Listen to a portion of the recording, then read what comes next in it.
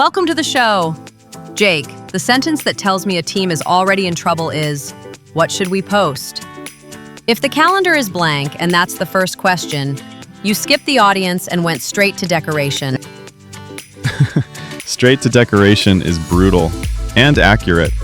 The blank calendar panic feels creative, but it's really strategic debt. You don't have a posting problem, you have a who are we trying to move and why problem. Exactly. And the module sequence is useful here.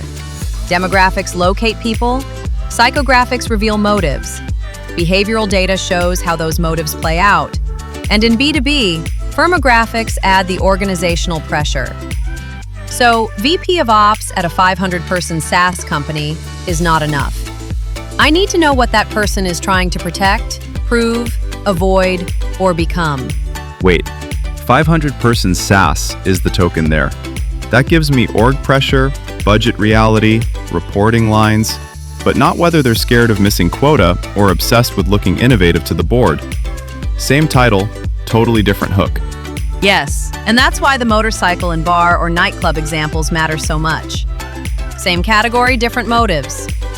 In motorcycles, outlaws want to be noticed. Dreamers want trophies and status. Rough Riders want shared values. If you show the same creator, same proof, same channel emphasis to all three, those aren't segments. That's just a spreadsheet fantasy. The Outlaws, Dreamers, Rough Riders trio is sticky. Outlaws hearing from garage mechanics about consumables feels very different from Dreamers getting high-end accessories through high-end dealers. That's not copywriting, that's world building. And the nightclub version is even more obvious. Players want prestige, Yaya Sisterhood wants belonging. Party animals want energy. Lonely hearts want connection. Barflies want familiarity. Same building, same drinks, wildly different emotional market. If your content to lonely hearts looks like your content to party animals, you're not segmenting, you're shrugging. Come for the EDM, stay for the companionship. No, that's how you market a club to nobody. And this is where marketers get trapped by demographics, right? Age 28 to 34, urban, decent income. Cool, you've located a human. You have not located the motive. Right. A module's line I love is that personas should be motivational archetypes, not tidy fictional biographies. Megan is 34 and shops online tells me almost nothing. But if Megan is trying to avoid looking foolish, signal sophistication, or earn belonging, now I can build content that actually does an emotional job. And that emotional job changes first contact content. The surprise in this module is that recognition often beats aspiration at first contact. Not forever, but first. The audience usually responds harder to, that's exactly what I'm dealing with, than, here's the elevated future version of you. That's the 4-direction pain point map. Frustration, fear, want, aspiration.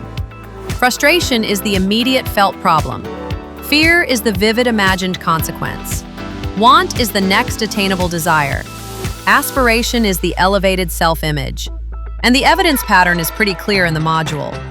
Move away content, frustration and fear, usually outperforms move toward content early.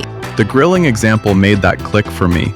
A messy cleanup reel or don't overcook your steak clip often beats the gorgeous advanced technique video, which is hilarious because marketers want to make chef's table and the audience is like, can you just help me not ruin dinner?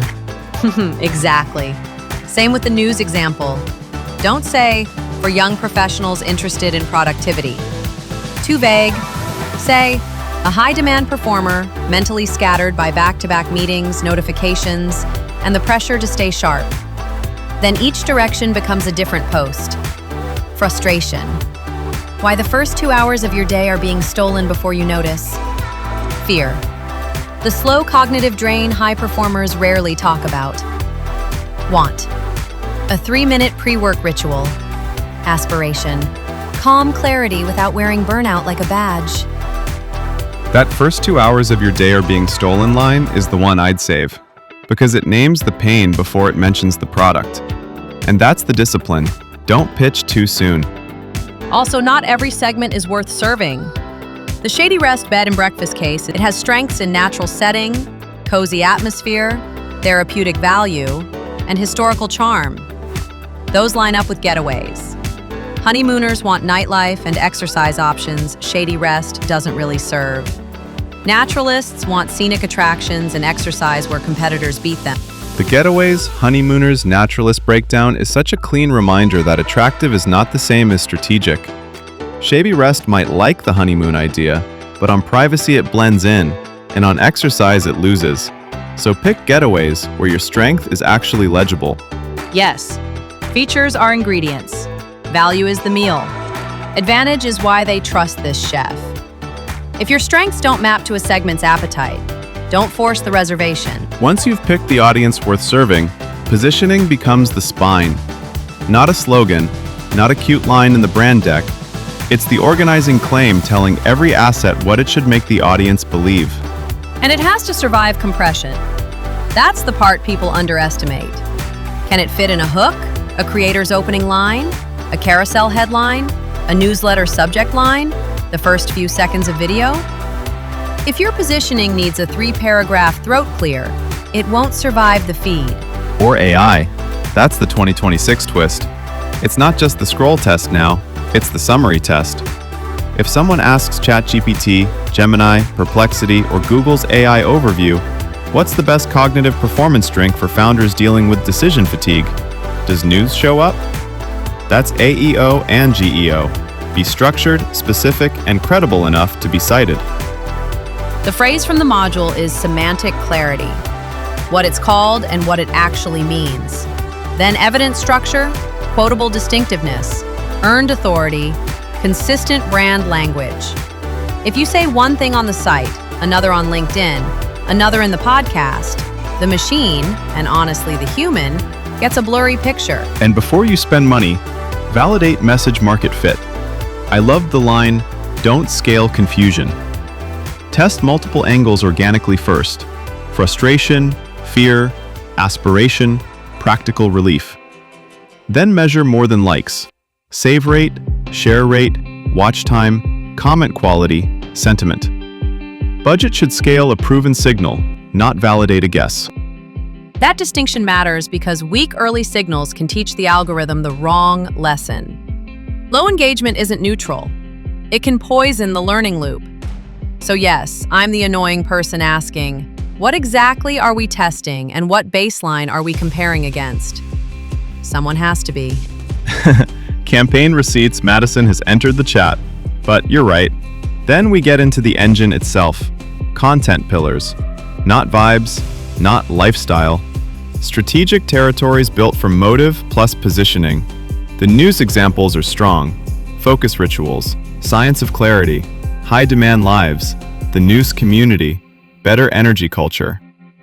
And a pillar only counts if it can stretch. If it gives you one decent reel and then dies, that's not a pillar. A real pillar can produce explainers, hooks, newsletters, podcasts, community prompts, creator briefs, FAQs, even hypotheses to measure. Then formats finally get their assignment. Awareness interrupts attention. Interest earns time. Trust lowers risk with education, evidence, or transparency. Action readiness answers next step questions safely. Advocacy gives people something worth carrying forward. So the question stops being, should this be a video, and becomes, does this piece need to create recognition or reduce risk? The editorial calendar then is strategic infrastructure, not a scheduling spreadsheet. It should encode pillar balance, format mix, funnel coverage, creator coordination, trend response, and repurposing windows. The smart move is anchor content outward. One podcast, webinar, report, teaching video, or long-form article becomes clips, quote cards, carousels, newsletter sections, community questions, FAQs, sales enablement. Velocity comes from extraction, not exhaustion. That line is going on a mug. Because if you create from scratch every day, eventually quality gets mugged in an alley by urgency. And trend response should sit in the calendar but not dominate it. The module's metaphor is perfect. A brand with no depth that jumps into every trend looks like it wandered into the conversation wearing someone else's name tag. I know that brand. We all know that brand. Last piece here, governance and measurement. AI can summarize research, generate headline options, repurpose long form, cluster comments, draft platform versions, support listening. Great. But AI is the engine. Strategy is the steering. And governance needs risk tiers. A low-risk community reply should not sit behind the same approval wall as a technical claim, executive POV, regulated statement, or creator partnership. Faster lane for low risk, tighter scrutiny where trust is fragile. Otherwise, you either create silence or chaos. Measurement closes the loop the same way. Judge content by the job it was meant to do. Awareness, trust, relationship, advocacy, learning. They do not share one magic KPI. Social listening matters only if it changes something. Pillars, briefs, message tests, editorial priorities, maybe even product decisions. And then the quarterly audit. Which pillars are gaining traction? Which formats are fading? Which creators are actually transferring trust? Which assets deserve a refresh? And which ideas have simply aged out? Without that pruning, your library becomes a museum of your old opinions. That's really the whole module in one thought. Build the system before you chase volume. Because once the engine exists, audience architecture, positioning, pillars, calendar, governance, measurement, speed becomes useful instead of dangerous. And once that engine exists, the next problem gets more interesting. Not what should we post, but how the right people actually find it.